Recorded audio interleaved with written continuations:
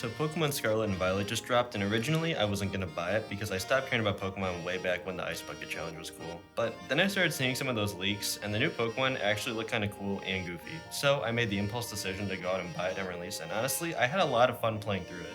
If you want the short version of if you should buy this, then here. If you like and have been liking Pokemon for the past few releases, you'll like this game, no questions. If your name is Helen Keller and you like Legends Arceus for its open world style gameplay, you'll also probably like this. But if you're like me and recently replayed all the games and saw that the older ones were mostly infinitely better than the new ones, well, I'm gonna try and help you guys in finding out if you should drop 60 bones on this game. So right off the bat, let's talk about the thing that sets this game apart from other Pokemon games, Spain. Game Freak decided to actually make the Paldea region an open world, and it's a good thing that they actually got it right this time. Now, I'm pretty much a certified Legends Arceus hater, and one of the main things I didn't like was the great value open world it had. Hisui was just a plain, barren, open field with literally nothing to do except catch Pokemon and I don't know, fucking roll around. And while Scarlet and Violet are mostly the same, the fact that this is an actual open world means that there's a lot more freedom to explore and go to places that you shouldn't. Older Pokemon fans are always crying about how their game doesn't have enough freedom or that's too linear, and these games are the exact opposite of that criticism. But in this vast open world, there are about 107 new Pokemon, and personally, I found only one or two of them to make me go, Oh! Ew! Dude! What the Gen 9 has a very strong arsenal of new Pokemon that has a little bit of something for everyone. Moving on to the soundtrack, and it's just alright. There's obviously your hits.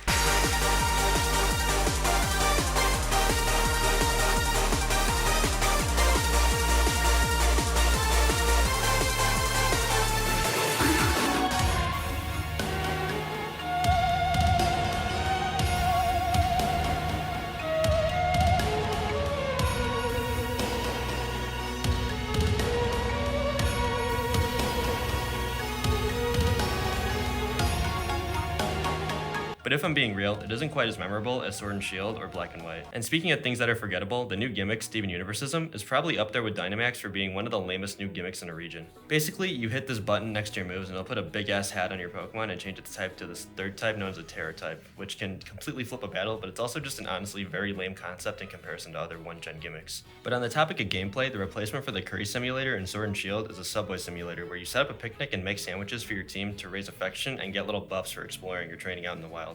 There's also trainer customization, which surprisingly is extremely in-depth and really gives you a lot to work with to make a good trainer, but it all falls flat when you go to change your drip and realize you're stuck with the same shirt and shorts for the entire game, which makes literally every other clothing option look like shit. But now we get to the second flagship feature of this game, and that's the story, or well, stories. I'm gonna try not to get into too much detail or give out spoilers past the 1 hour mark, but basically this game starts off with you meeting the principal of your new school and picking a starter Pokemon. After that, you meet your neighbor, Nimona, who's the student council president and has the biggest hard-on for battling I've ever seen a character have in any Pokemon game.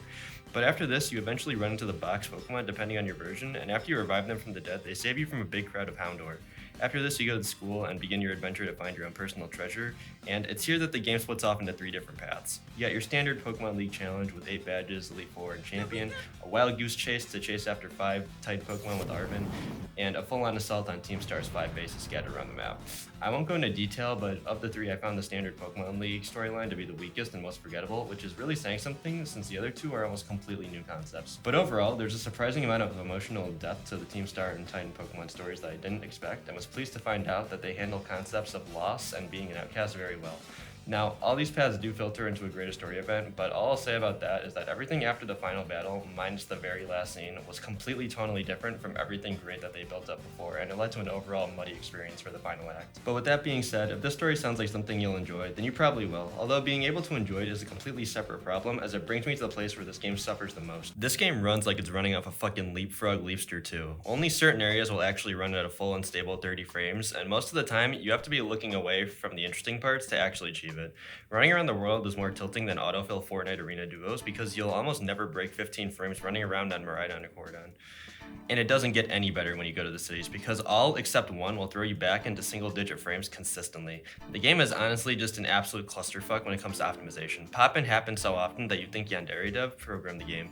Sometimes a person or Pokemon is like 2 feet in front of you and they'll just materialize out of nowhere, and it gets really distracting when you're running through a field and grass starts popping in alongside you. But if you're able to tolerate the low frame rate and horrible pop-in, there is a pretty decent narrative and pretty fun open world JRPG underneath it all. It's honestly up to you how you personally feel about the current state of Pokemon and if you're willing to be open to a truly free Pokemon experience. Personally, I found myself really enjoying and having a lot of fun exploring the Paldea region, wandering into level 50 areas early on, taking down a Titan Pokemon that was twice my level, and being surprised with the most mature narrative Game Freak has told since Black and White 1.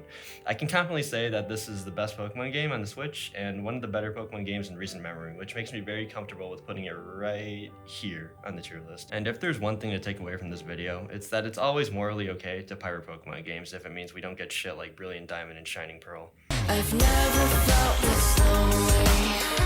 Come on and hold me. Solar system, help me out.